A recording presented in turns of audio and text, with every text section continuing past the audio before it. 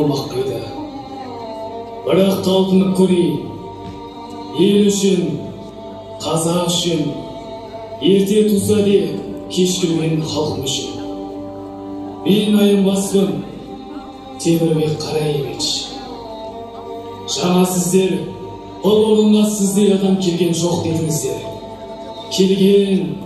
Келгенде қандай, қазақ өнерінің биігіне жарық сәуле шашып келген, нұрын төккен аямай. Ол өздеріңіз танымай тұрған нарком Темірбек жүрген еді ғой. Халықтың серкесі еді ғой. Жарқ етіп жанды да өшті.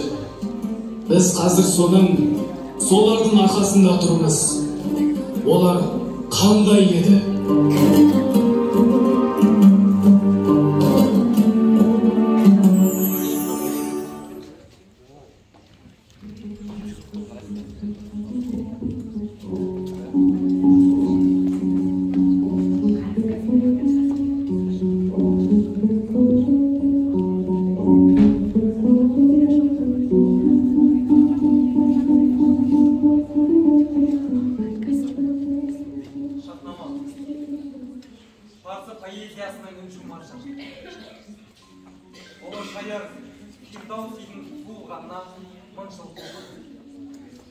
Zamanında gidelim. Қаншама адам көрдім. Üstünde kiyimi жоқ. Қаншама киім көрдім. Ішінде адам жоқ. Бақ, не деген?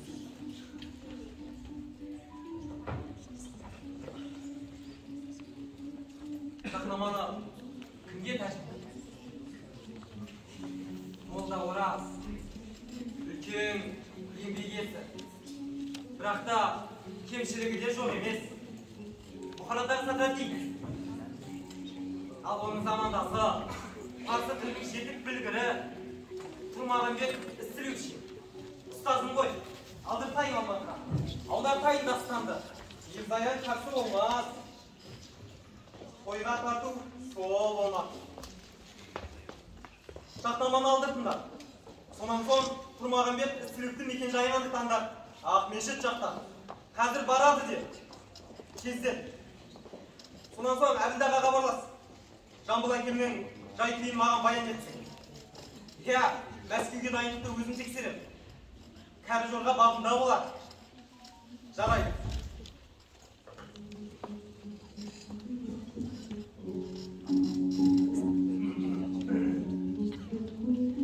Бәрі жоспар бойынша.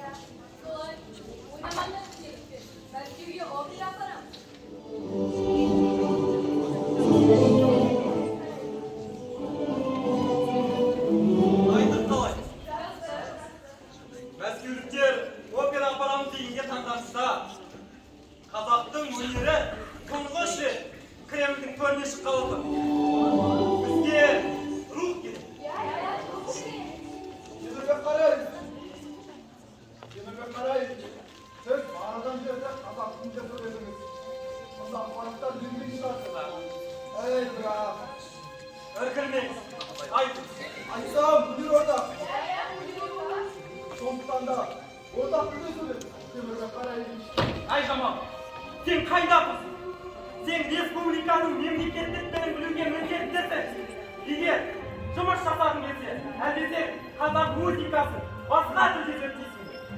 Неге қарайсың? Әкесіне боламын, айқамай қалыппын. Соңыңызды айтсаңдаршы, дейсің ақылдылық айналыпты. Ғабит, сен үлкен сөз бергенсің. Мына қазақ мәдениетінің бір тізгіні сенің қолыңда. Бізде әлі күнге шейін сауатсыздық басым, ауыл қалқы, ревизия қайрат соны таныған емес. Солай. Қазаққа жүйелі білім үшін қазақша мектептердің санын көптеп ашу керек. Ал бізде ол жағы әлі ақсап жатыр. Тіпті ескі мен жаңаны ажырата алмай жүргендер қаншама. Ескі дегеніміз бәрін қирату деген сөз емес. Сұрыптап, сыннан өткізіп, бүгінгі күннің кәдесіне жарады. Ал жаңашалау дегеніміз не? Ол барлығын қомақ айланышқа жұту деген сөз емес. Біз егерде бәрін қабылдай беретін болсақ, ұлттық дәстүрімізден, мәдени мұрамыздан айырылып қаламыз. Тыр жалаңаш қаламыз. Осы естеріңізде болсын. Ел ішінде небір бүлдірдер жүр. Жаңа өзіңізде қандай сауаттылық жетіспейді. Олмаса байгатындай ақылдайды ойлар. Солардың біразын жуаныққа жинаттым. Қазір алуан дауысты оркестр болып думандатып жатыр. Ендеше менде қазақ қыздарымен өзіңнің қыздар тәрбиеленген өнегелерін беретін болады. Ал мен болса, әншілердің мектебін ашушы едім. Парижде ән салған әуреден кейін дауысымыз алыста естілсе ойшы. Міне! Тәке, операмен балет театрында ашушы едім. Үлкен сарайдан шыққан ақушар кеттен керек болады. Армадай. Олайда, осы және қысқа болсын. Егер маңдайымыз жарқырап, Мәскеуге барып қайтатын болсақ, мол қаржыны да алып қайтатын боламыз.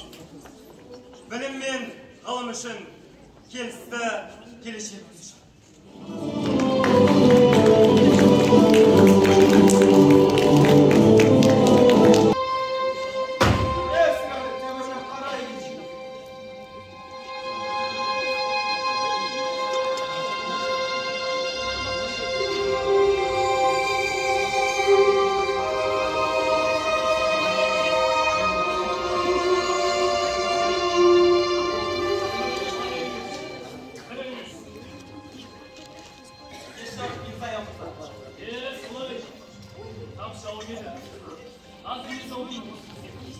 Әлгі шая деген Голощёк енді айтам, бәрі құртып тұнбады ма?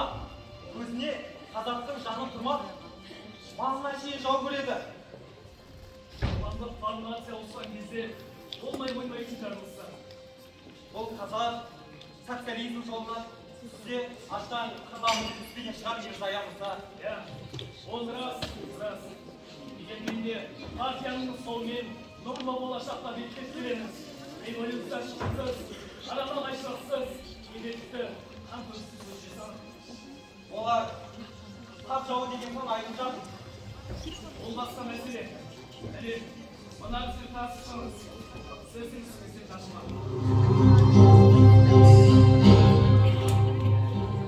Сіз қазақ тілінде сөйлейді, мәжілісті қазақ тілінде өткізеді. Оған қатысып отырған біздер орыс тілділер түсінбейміз. Неге бәрімізге ортақ ұлы тілде? Осыға сөз болғаны, сонда мен 30 қазақтың арасындағы 3 орыс үшін орыс тіліне сөйлеуім керек пе?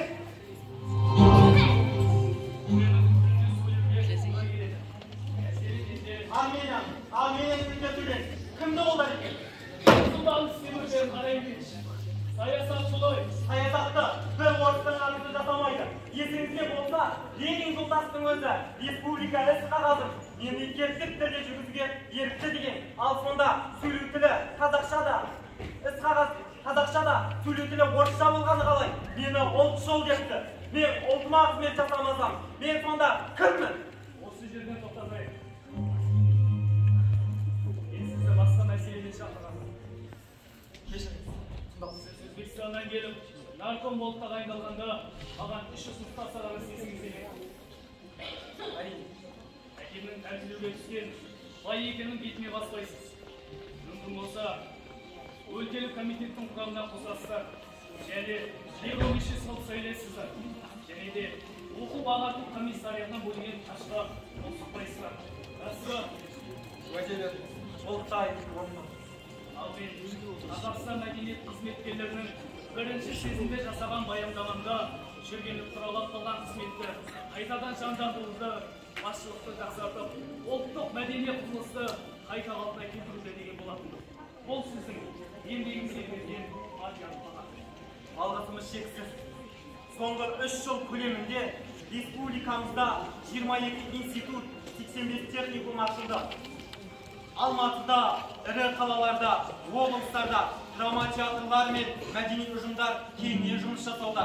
Мектептер мыңдап саналады. Әлгі Голощекин сынды солақай басшылардың кезінде осының біреуі болып беді. Сені айтқандарына кейде сөзіңде де, баяндамаңда да неге Голощекинге қысқайланып қоймайсың. Елімнің тыныштығын алып жатса, алғыс айтуым тиіспеді.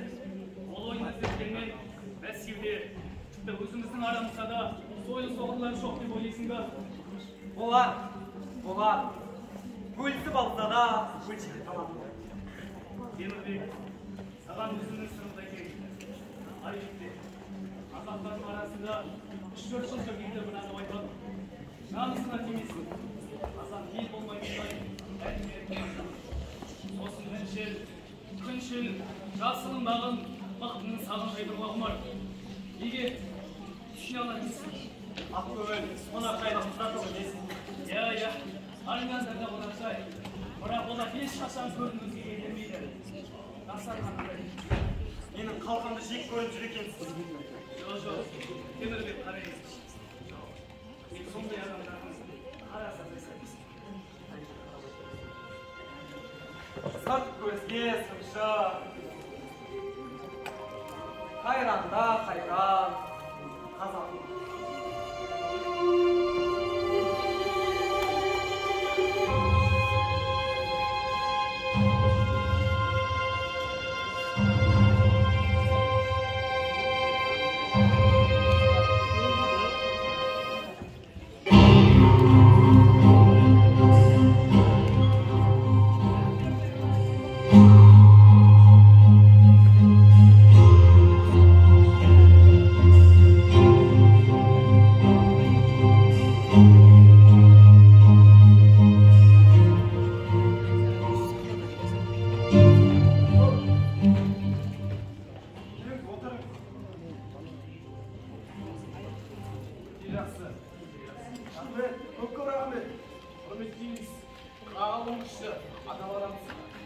Stalin жолдасы идея үшін кәм пида.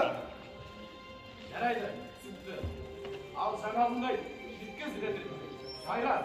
Жаңалық қой, өте көп. Дәрістен бастай, бағына сосын келе жатамын. Ана жүрген Мәскеуден келгені жүге үскетті. Базардың төменгі жағынан опера және балет театрын салдырам деп, жүруші адымдап жүр. Я, жүруші адымдап жүр. Ау, балет дегенше, нәлет десеңші. Анаң алдырған, банағын салдырған жер демес. Айтатыны тек қазақ. Бізгесін айт. Ұлтшыл дед.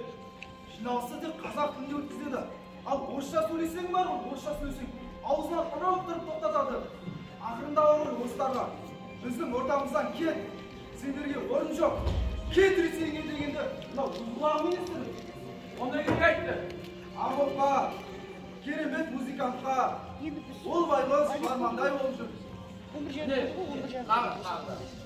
Әкесі бай, Камскіде малын жасыған.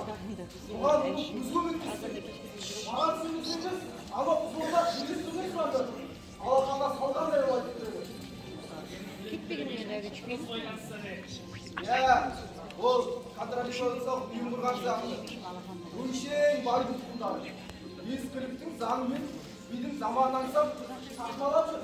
Ал жастардың ше, жастардың миын тіккен улап жүр. Осы мұзбастан тоқтатпасаңдар, ертең азғын түскеді. Мәселе кімдер? Үкіметтің ауыл жоласы жүргендер айтады. Кімдер өзі? Міне олар. Сәкен Сейфуллин, Бейімбет Майлин, Күләш, Шара. Айта берсем көп олар. Өй-шей. Есімдер моншақтай қалды. Түсіп айтып. Кет, бізге осы айтып.